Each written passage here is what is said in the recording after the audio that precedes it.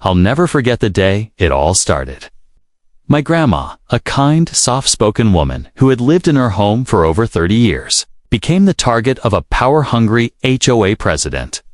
For decades, her house had been a safe haven for family and neighbors alike. Everyone in the community adored her, everyone except him.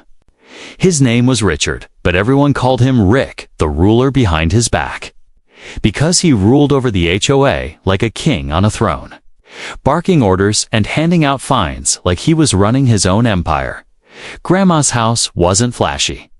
It wasn't the newest or the most modern, but it was filled with warmth, flowers, and memories. Her garden, that garden was legendary in the neighborhood. Every spring, she would plant roses, sunflowers, and tulips that painted the whole front yard in vibrant colors. Kids loved running through it. Neighbors often stopped by to compliment her, and she would happily hand out vegetables from her little side garden. It was a home full of life. But Rick hated it. He claimed her garden violated the uniform look of the neighborhood. He complained about the wind chimes she hung on her porch, saying they were distracting. He even complained about the bird bath in her front yard, claiming it attracted pests. But deep down, I think it wasn't about any of those things. It was about control. Rick couldn't stand the fact that Grandma was well-liked, respected, and loved something he could never achieve. No matter how many HOA meetings he hijacked. One afternoon, I stopped by Grandma's house to bring her some groceries. As I walked up the driveway, I saw Rick standing there, clipboard in hand, yelling at her like she was some teenager caught sneaking out. "You've been warned." "Margaret," Rick snapped, pointing at the bird bath like it was a crime scene. "This is your last notice. Either you remove this or you'll be fined daily until you comply." Grandma, holding her cane for support, stood her ground. Her voice trembled slightly, but her words carried strength. "Rick, this bird bath has been here for 20 years. It's not hurting anyone." Rick smirked. "It's hurting the uniformity of the neighborhood, and that's enough." I stepped forward before I even realized it. "Are you serious? A bird bath? You're harassing her over a bird bath?" Rick turned, clearly annoyed at my presence. "This is HOA business, son. I suggest you stay out of it." That was the moment something inside me snapped. This wasn't just HOA business. This was bullying. Rick wasn't enforcing rules.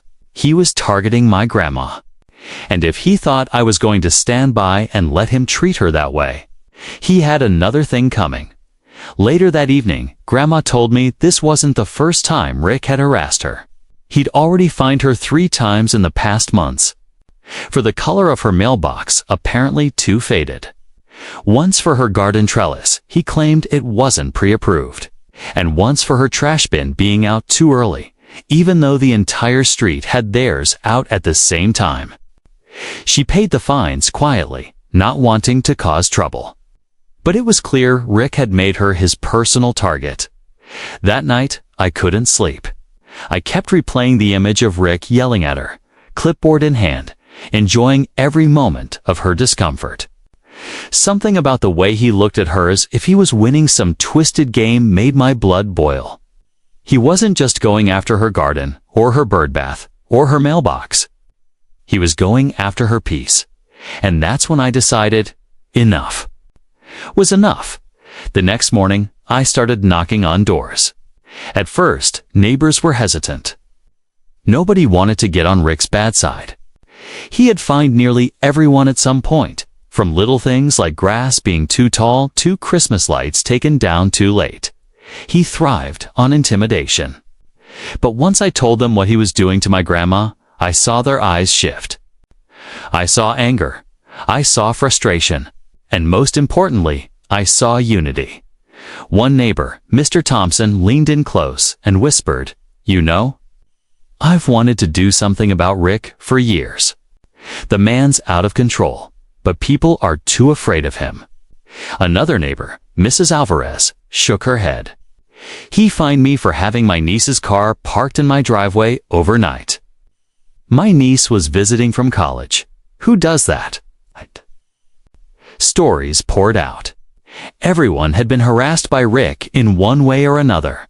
He wasn't just making my grandma's life miserable. He was terrorizing the entire tower neighborhood. And that's when the plan began to form. We weren't just going to fight him, we were going to expose him. I wish I could say that after that first confrontation, the HOA president backed off, but he didn't. In fact, things only escalated from there. My grandma, being the strong and proud woman she was, refused to let him intimidate her. She told me one evening while we were sitting on her porch drinking sweet tea that she had seen men like him before. They push because they think no one will push back, she said. But I've lived long enough to know that bullies only get louder when they're scared of losing. It was a warm evening, the kind where the sky turns orange and pink, and you can hear kids riding their bikes down the street. But my grandma wasn't smiling. She looked troubled. I noticed her gaze kept drifting toward the mailbox at the end of her driveway. I asked her what was wrong. She sighed and admitted that she had been receiving letters from the HOA, almost every other day, each one harsher than the last. At first, they complained about her grass. Then it was the flowers she had planted along the walkway. Then the curtains in her windows. Yes, believe it or not, they told her that the pattern of her curtains didn't match the aesthetic standards of the neighborhood. I laughed out loud when she told me, but she didn't laugh. She folded her arms and said, "There," trying to wear me down. They want me to give up my home. That hit me hard. Because I knew this house meant more to her than just 4 walls and a roof. This was the house where she had raised my mom and uncles. This was the house where my grandpa had fixed cars in the driveway and played checkers with me on Sunday afternoons. Every corner of it carried memories. For her, leaving wasn't an option. But the HOA president seemed determined to make her life miserable. He started showing up at odd hours. Sometimes, late in the evening, I'd see him walking past her fence, with a flashlight scribbling notes on a clipboard. Other times, he'd park across the street and just sit there in his car, staring at the house. My grandma tried to ignore him, but I could tell it was getting to her. She started keeping her curtains closed, something she had never done before. She had always been the type to wave at neighbors passing by. The worst came one Saturday morning. Grandma had decided to bake a few pies and bring them over to the church down the road for a charity event. She had loaded them into the back of her car and was about to head out when the HOA president blocked her driveway with his vehicle. He got out, wearing his usual smug grin, and told her she wasn't allowed to conduct commercial activities from her home. Commercial activities. That's what he called bringing pies to a church bake sale. I happened to arrive at that exact moment, and I swear I almost lost it. I pulled up behind him, got out of my car, and demanded he move. He tried to tell me he was within his rights as HOA president to intervene, but I didn't care about his rights in that moment. I told him if he didn't move his car, I'd call the police and report him for harassment and trespassing. That's when he snapped. His voice rose, and he pointed his finger at me, telling me I didn't understand how the HOA worked.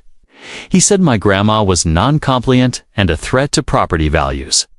He actually used those words, property values, as if her hanging flower baskets and rose bushes were some kind of danger to the community.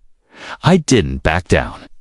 I stepped closer to him and told him that if he ever harassed my grandma again, he'd regret it. He sneered, muttered something under his breath, and finally got back into his car. He drove off, but I could feel his eyes burning into us even as he left. My grandma, bless her heart, put a hand on my arm and whispered, "Don't give him the reaction he wants." Men like him feed on fear. But I could tell she was shaken. She drove off to the church with her pies, trying to act as though nothing had happened. But I knew she was rattled. That night, I couldn't sleep.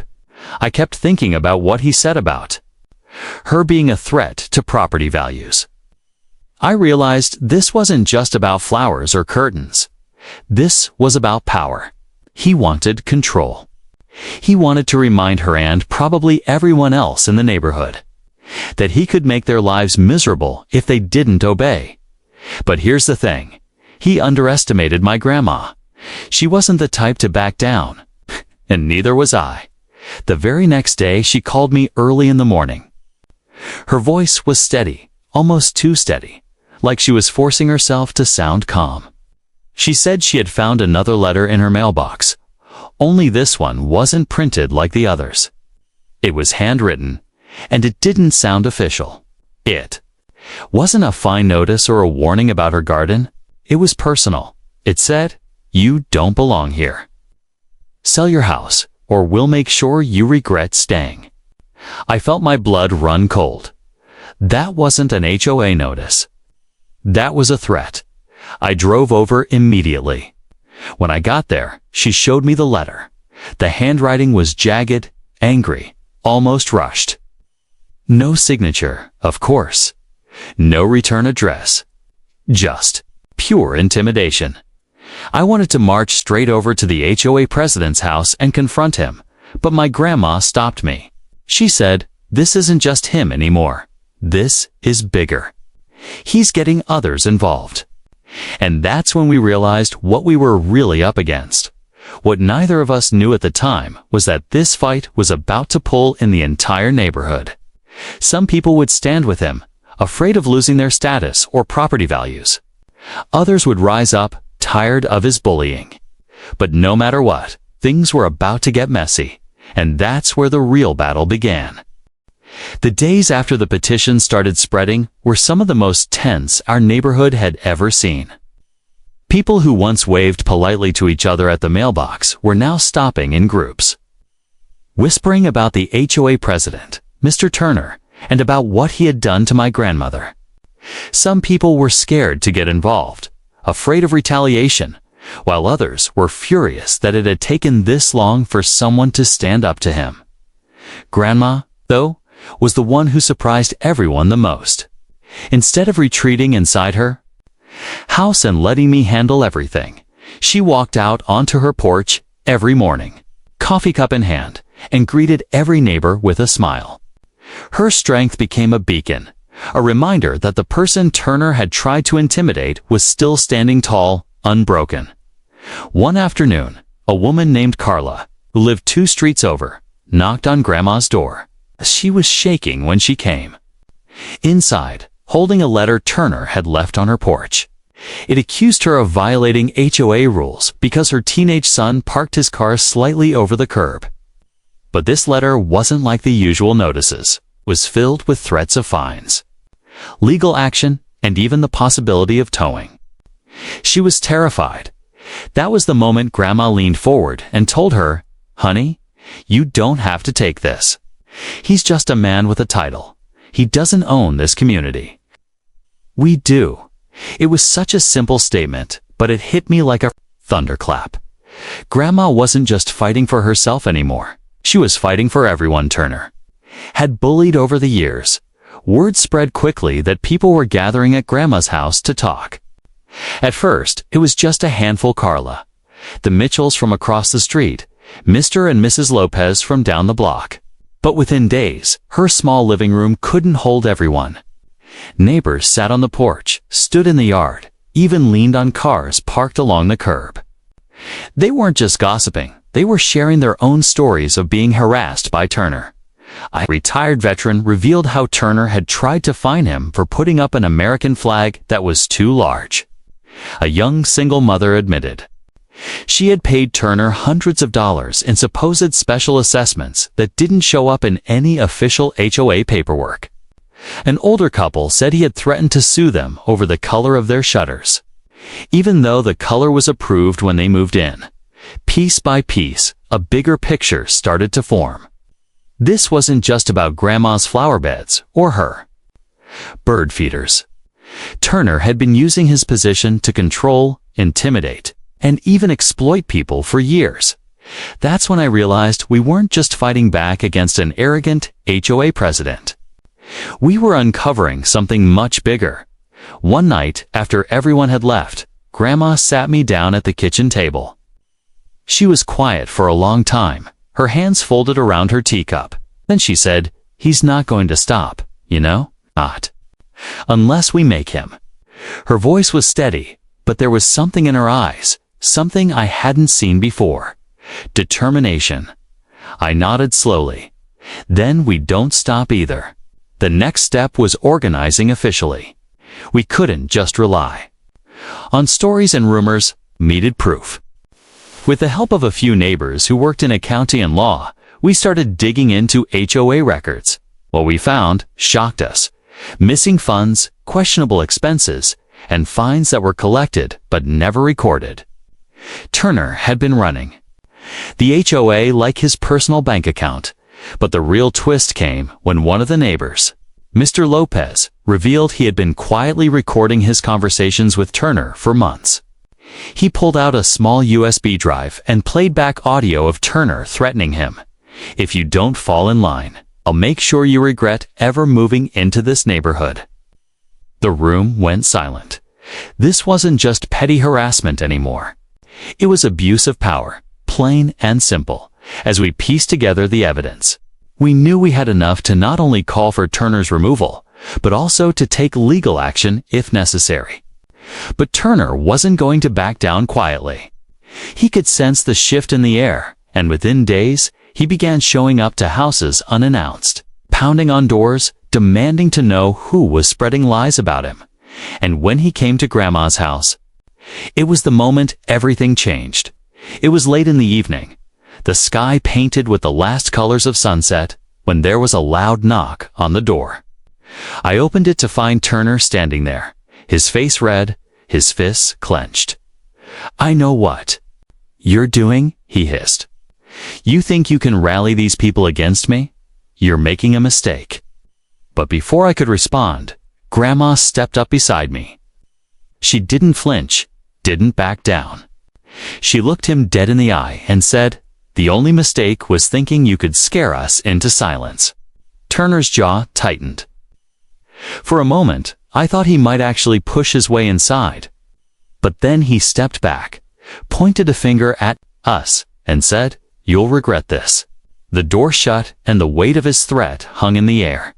That was the night I realized our battle with Turner had officially turned into war, and the neighborhood was ready to fight back. I'll never forget the morning when Grandma opened her front door and found a fresh violation notice taped right at her eye level, almost as if the HOA president had stood there, smiling while pressing the tape onto the wood. Her hands shook as she peeled it off, and she muttered under her breath, "This man won't stop until he breaks me." The paper accused her of excessive noise disturbances, which was laughable, because Grandma's idea of noise was humming old church hymns while watering her flowers. She hadn't thrown a party in her life, but that didn't matter to Richard. Every notice, every letter, every sudden visit was meant to intimidate her, to remind her he thought he held control. When I arrived that afternoon, Grandma was sitting on the porch, staring at the paper like it was a death sentence. Her roses swayed softly in the breeze, completely innocent, yet she looked like someone had accused her of burning down the whole neighborhood. "Enough is enough," I said firmly. I picked up the notice, crumpled it in my hand, and tossed it in the trash. "He's going too far, and I'm not going to let him push you around anymore." Her lips trembled, not with fear this time, but with exhaustion. "Honey, I've lived here for 30 years. I've seen neighbors come and go. I planted those roses when your mother was still a child. I'm not about to leave, Richard. He won't stop." I sat beside her and took her hand. "Then we won't stop either, but this time we fight smart." The first step was evidence. We'd already gathered witness statements from neighbors, but it wasn't enough. Richard was slippery, always careful to make sure his harassment looked official. But I knew the cracks in his armor would show if we kept pressing. So, with a little help from my tech-savvy cousin, we set up a camera disguised as a bird feeder in Grandma's yard And wouldn't you know it, within a week, we caught Richard on tape early in the morning, sneaking into her yard with a measuring tape, scribbling notes, and shaking his head like a disappointed schoolteacher. He even bent down to inspect the garden gnomes, muttering to himself. Though thankfully the camera didn't pick up the words. When I showed Grandma the footage, her eyes widened. He comes on my property without permission. I nodded. That's trespassing. And now we have proof. But the fight wasn't just about catching him in the act. It was about showing the neighborhood who Richard really was. I knew many of our neighbors were already fed up with him, but some were still too afraid to speak up. That's when the idea hit me. We'd host a neighborhood meeting not at the HOA's fancy clubhouse, but right in Grandma's yard. Word spread quickly. People brought folding chairs, lemonade, and even baked goods, turning it into something between a protest and a community picnic. There was laughter, there were hugs, and for the first time in weeks, Grandma's face lit up with genuine joy. But when the conversation turned to Richard, that joy hardened into determination. One neighbor stood and said, "He fined me $200 for leaving my trash can out 10 minutes late." Another shook his head. He threatened to have my shed torn down because it wasn't aesthetically uniform with the rest of the block. A third chimed in. He sent a violation notice about my daughter's wheelchair ramp. Can you believe that? Each story fueled the fire. Richard wasn't just harassing Grandma, he was tormenting the entire community. And for the first time, people weren't whispering their frustrations behind closed doors. They were shouting them proudly in her yard. That's when I revealed the video footage. Gasps rippled through the crowd. People leaned in to watch Richard snooping around like a petty tyrant with nothing better to do. The disbelief quickly turned to anger. "We can take this to the county." One man shouted, "Or the police." Another added, "But Grandma bless her soul," raised her hand.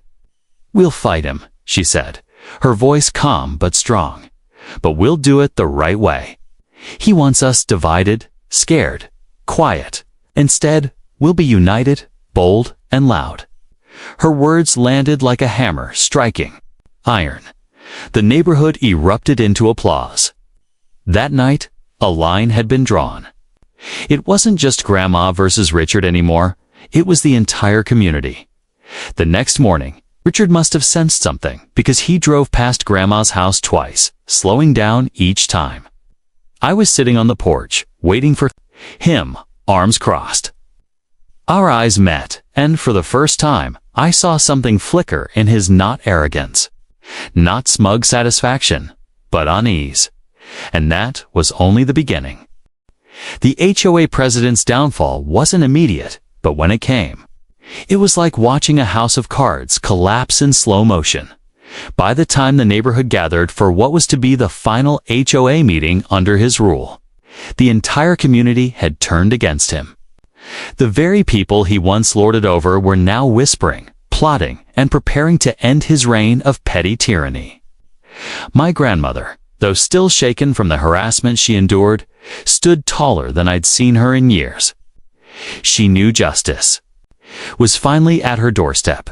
The hall was packed that evening. Normally, HOA meetings barely had a dozen residents, but that night, nearly everyone showed up. Families brought lawn chairs, thermoses of coffee, and even snacks, as if they were attending a spectacle. And in truth, they were. The president sat smugly at the front of the room, shuffling his papers as though nothing could touch him. He still carried that air of arrogance, the belief that he was untouchable, that the rules he bent and twisted were his shield.